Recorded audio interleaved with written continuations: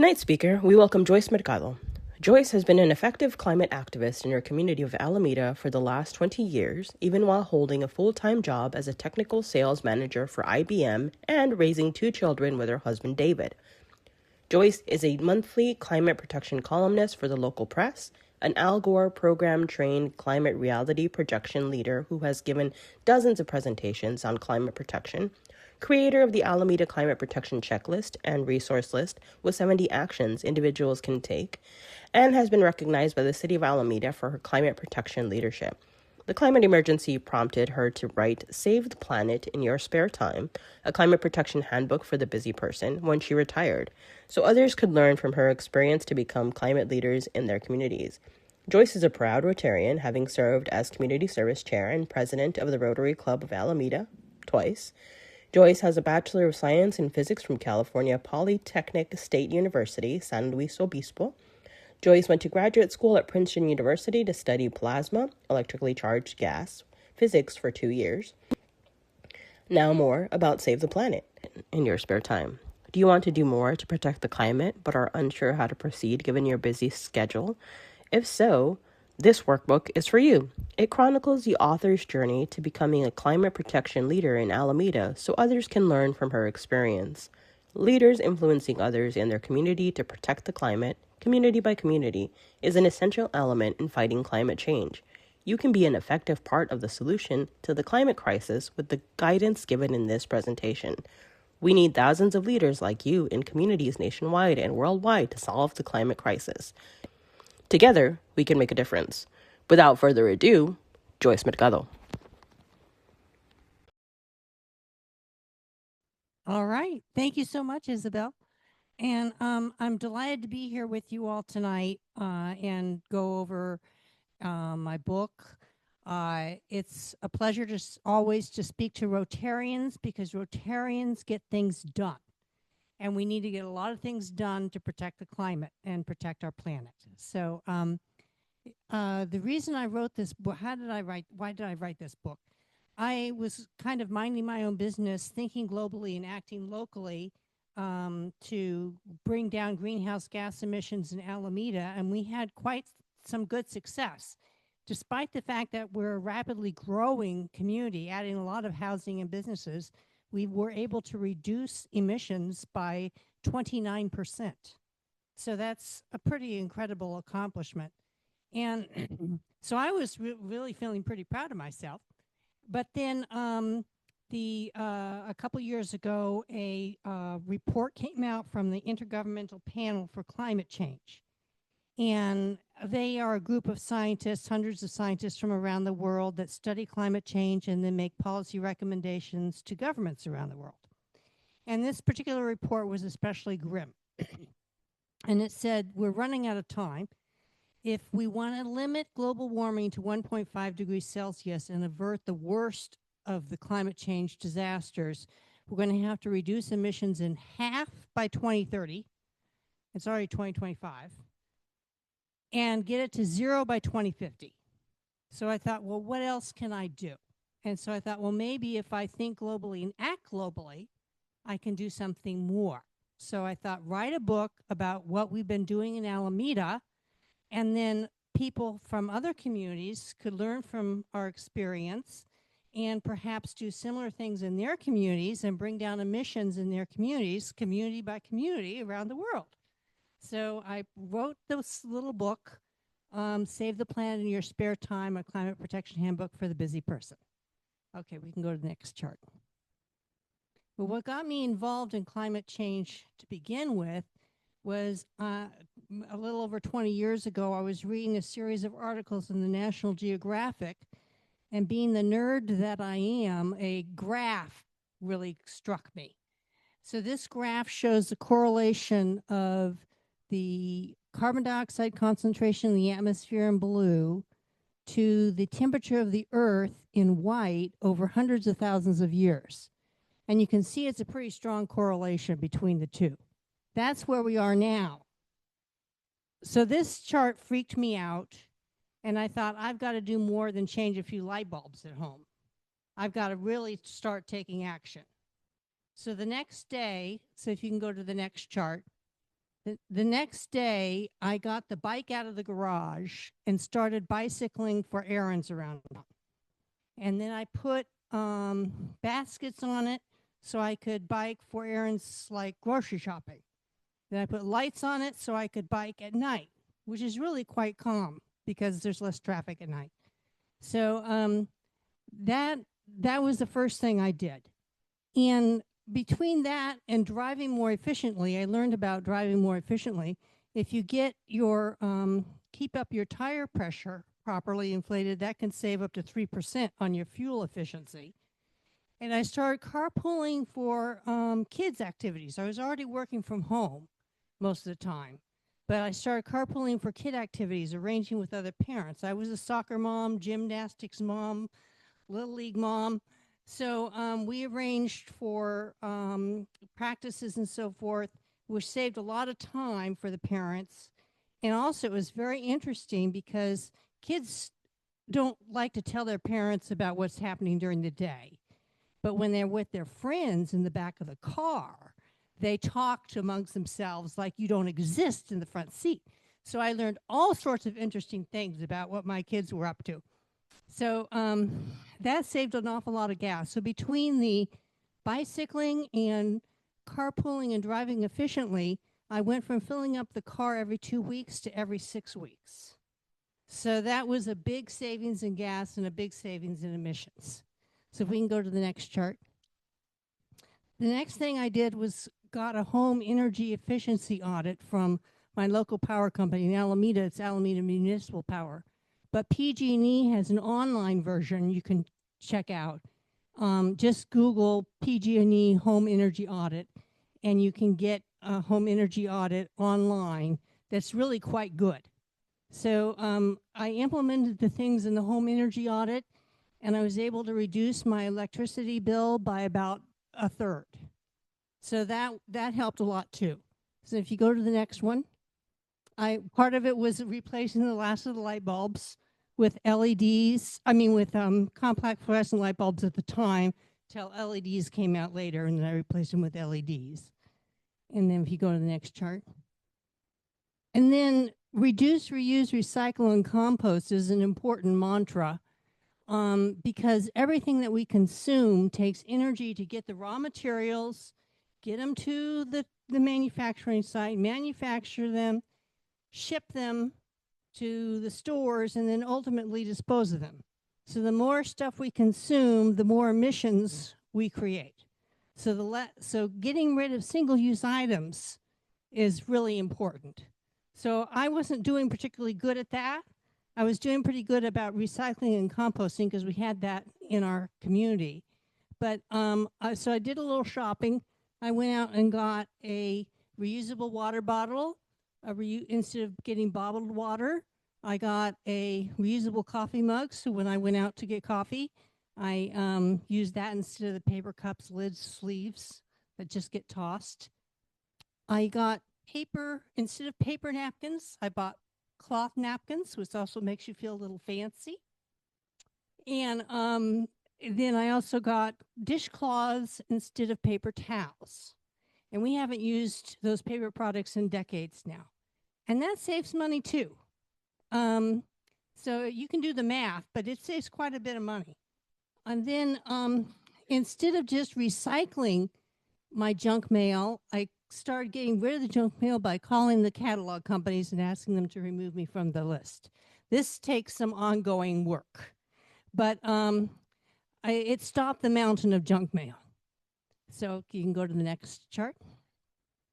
I also looked at my diet once I learned that beef and lamb, those animals emit methane gas. They burp up methane gas, which is a very powerful greenhouse gas, much more powerful than carbon dioxide. And so that was the first thing I did, eliminate beef and lamb, and switch to turkey and chicken and fish. And then I found out plant-based is even better. So I switched to a lot of my meals to legumes and beans and lentils and soy products instead of dairy products. And so I'm not perfect about this, Like for my birthday, the next door neighbors made me a prime rib dinner, and I couldn't say no to that. After they worked on it for hours all day, I was not going to stop doing that. But for the most part, I stick with this. And I was appreciative you guys had a vegetarian option for dinner tonight, which was great. Okay, next. Then we put solar panels on the roof. So that helps. And then if you can go to the next chart, I put up a laundry line in the backyard.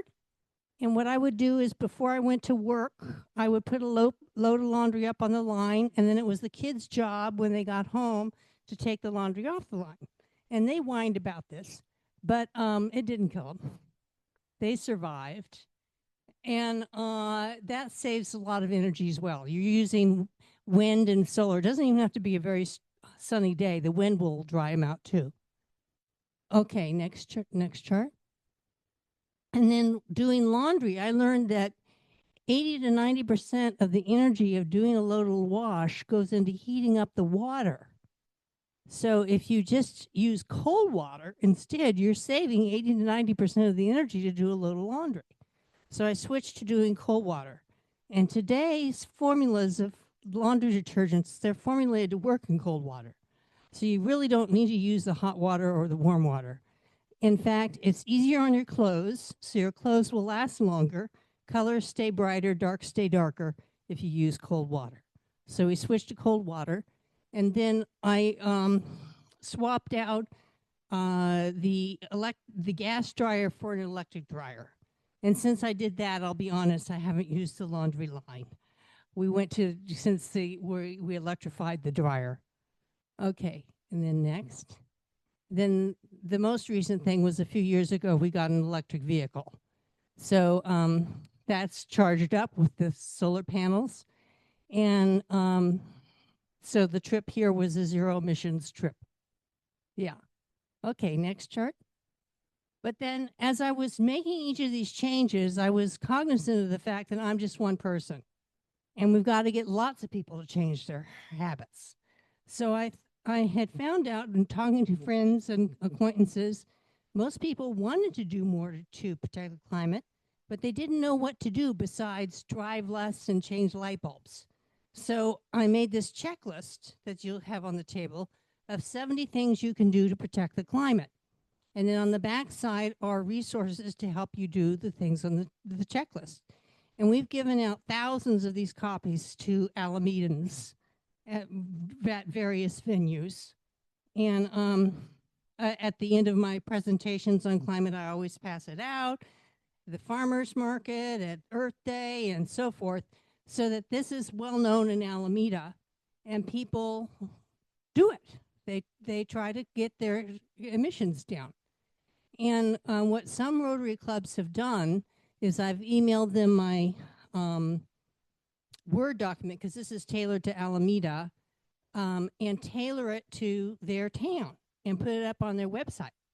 And it shows commitment to protecting the environment, one of our 7 areas of focus, and attracts younger people, because younger people tend to be very concerned about the climate. So that's something for you to consider to do. Okay, we can go to the next chart. The other thing I did with each change that I made, like riding the bicycle, I'd write a letter to the editor about the change I was making, why I was making it, tips to making it, benefits of doing it, to encourage others to do likewise. And they published every one. I was kind of surprised. And so I was getting a letter to the editor published every month or every few weeks. And then one day the editor called me up and said, would you like your own monthly column? Because I'd written so many. And so I said, sure, I'll do a monthly column. But I'm not a writer. I was a physics major, but I just said, yes, I'll do it. And I figured it out as I went. And I've been doing it ever since. So that's that. Oh, and one thing I want to say about letters to the editor, everybody reads letters to the editor. And it only takes like a half an hour or something to write a letter to the editor about your passion about climate change. and you reach thousands of people. So it's a very powerful thing to do with very little effort on your part. And then once I retired and had a little more time, and the kids had moved out, I went to the Al Gore training, climate reality training, and learned how to give these presentations on a little bit about the science of climate change, the fact that temperatures are increasing, the effects of climate change, the solutions to climate change, and then I would give out this checklist. So I did that at different community organizations in town. Okay, next. You can also, when you see things in town that bother you about the climate, you can often fix them yourself. So at my son's Little League fields, I saw that they only had garbage cans. And I thought, oh no, all those cans and bottles are going into the landfill. All of that food waste is going into the landfill, making methane gas. So I thought maybe I can do something about this. So I just unceremoniously called up the head of Little League. I looked him up on Google, and said I would like to help them implement recycling and composting for Little League fields. And he said, well, you'll have to convince our garbage volunteer. So I called up Tony, the garbage volunteer, and explained what I wanted to do. And he said he wasn't interested in recycling and composting. He was interested in keeping the fields clean so to protect the kids from vermin. So that was his whole motivation. But he said, I don't really have anything against composting and recycling. So if you help me do it, I will do it. So that was really encouraging. And he said, I don't know anything about it. So I don't know what goes in which bin. So can you get me a list from the common items that you get at a Little League field from the snack bar and stuff, what goes in which bin? So I emailed him that. And then he said, can you make signs for the bins so people know how to sort? I said, yeah, I can do that. And he ordered the bins from our local garbage company, and I put the signs on them, and away we go. We were done.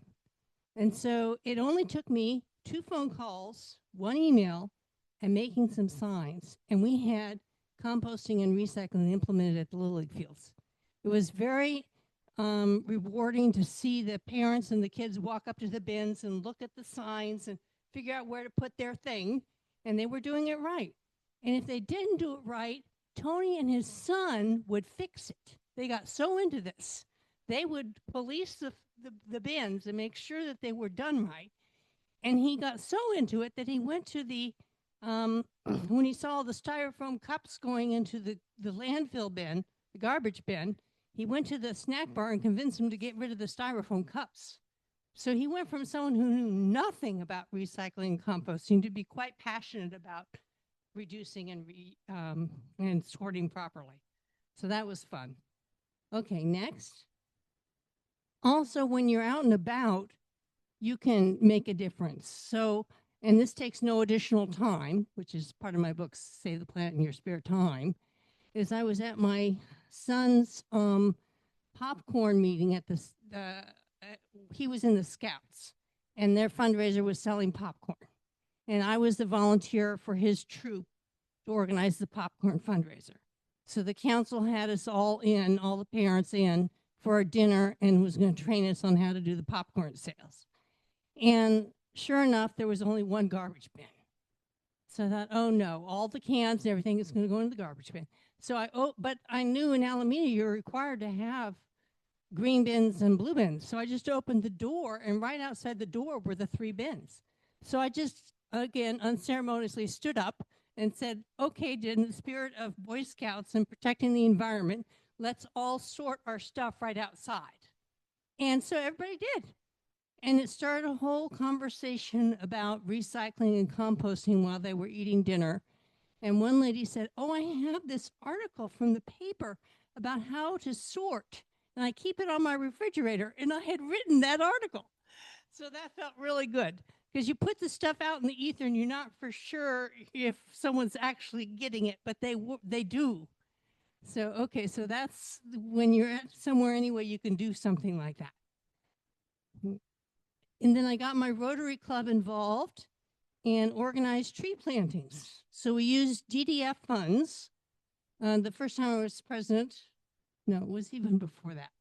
We got DDF funds for planting trees. And then I reached out to the Rec and Park Department and said, I've got enough money to plant 15 trees. What park can we put them in? And are you willing to support this? And they said, yeah, sure. And then I reached out to 100K Trees for Humanity, a nonprofit in town that was all about planting trees. And they were on board. And so they would show up and teach the volunteers, the Rotarians, how to properly plant a tree. And the park and rec guys would get there, and sometimes they'd even dig the holes for us. And we'd plant the trees. So again, it wasn't really that much work to organize. And the Rotarians, our club loves it. So now we do 2 or 3 tree plantings a year because it's so much fun. Next. The other thing we do with some of our DDF funds is give away tree saplings at our Earth Day event in town. So this is a really nice opportunity to interact with the public. I have a little display there about our club so we can talk to people about what our club does.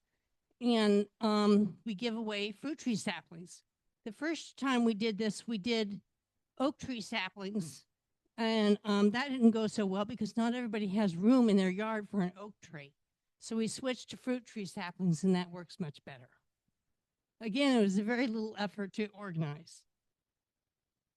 Then, so reducing your individual carbon footprints is a very important thing to do. But just as important is getting policy changes implemented to affect things in a broader scale. So for that, you can support candidates to protect the climate and by voting for them, but also you can campaign for them. And that doesn't necessarily have to take a lot of time.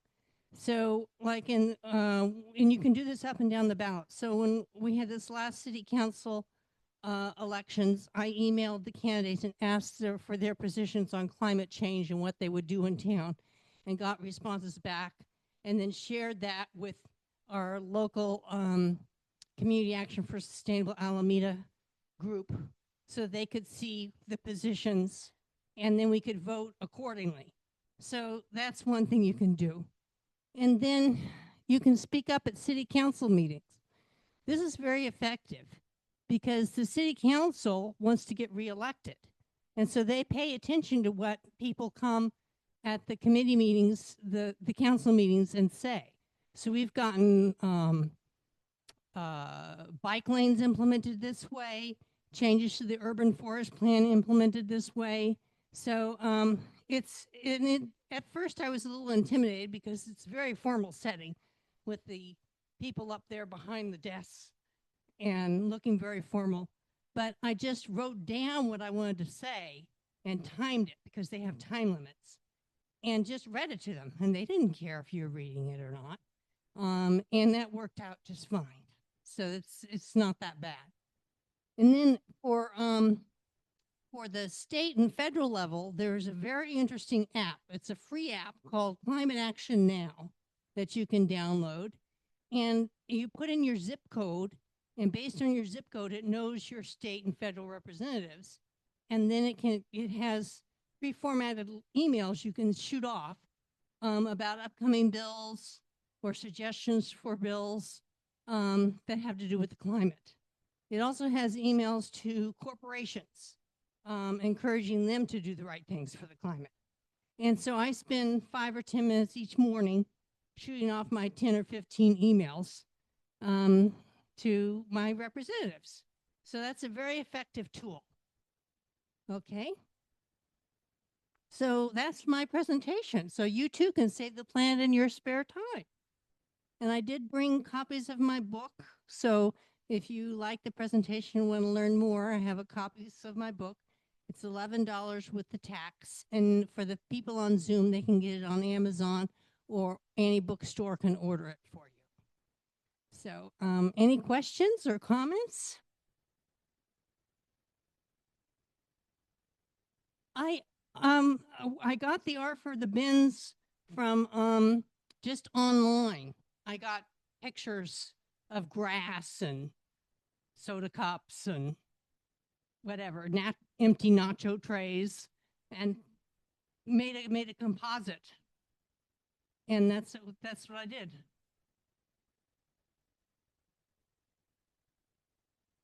Well, that was 20 years ago. That was 20 years ago, so I no longer have my signs.